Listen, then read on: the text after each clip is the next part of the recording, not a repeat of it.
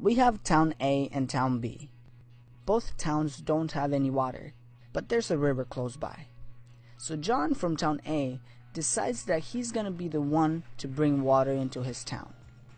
So he grabs a few buckets and starts bringing all the water he can and begins selling it to the people in town, which are desperate for water, so they're willing to pay a good price.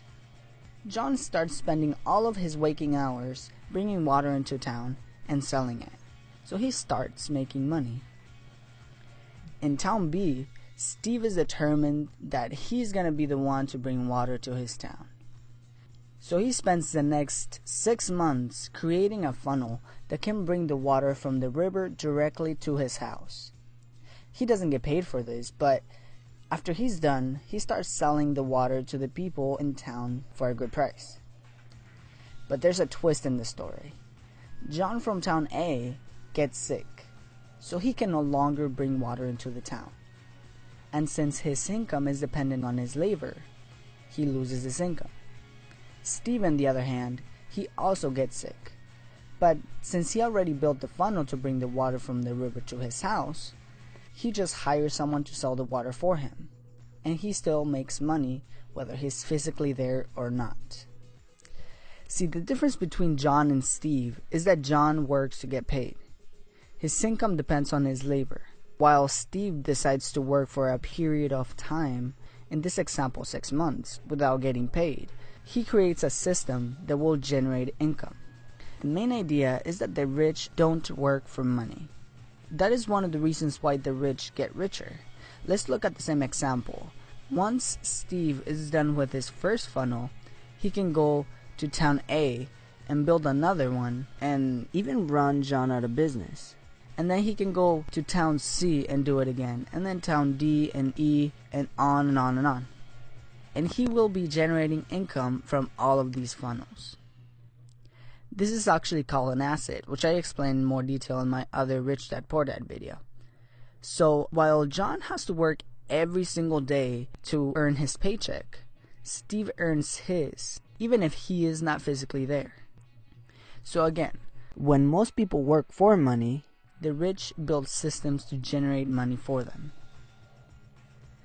Robert Kiyosaki explains that our financial lives are run by two emotions, fear and desire.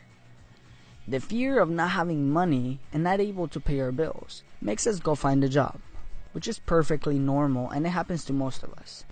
So then we get a job and start making money. Then desire kicks in, and we start thinking about all the cool things that we can buy. We start thinking about those new Jordans that just came out. We start thinking about that car that we always wanted. And then we spend all of our money. So the fear of not having money kicks in again. And then a pattern is created. We work, we get money, we spend it. And then we're back to square one every month. This is what is called the rat race. Dominating these emotions can help us achieve more lasting wealth. For example, dominating fear can help us work without having to get paid to be able to create an asset. And dominating desire can help us avoid spending money on things that we don't need. So pay attention how fear and desire play a role in your financial situation and avoid the rat race. Lastly, if you read the book, you know that Robert Kiyosaki did not listen to his real dad when it came to money. He learned from his friend's dad, who knew more about being rich, which he then called Rich Dad. I cannot emphasize enough the power of mentors. So go out there and find yourself a mentor that know what he or she is doing. Okay, let's review the ideas again. First, the rich don't work for money. Second, don't let fear and desire run your financial life. And third, find yourself some mentors. Alright guys, I hope you liked this video and got something valuable from it. Let me know in the comments below, what are some of the things that you're doing to improve this area of your life? And if you have a friend that would like to watch this, share it with them and subscribe for more great ideas.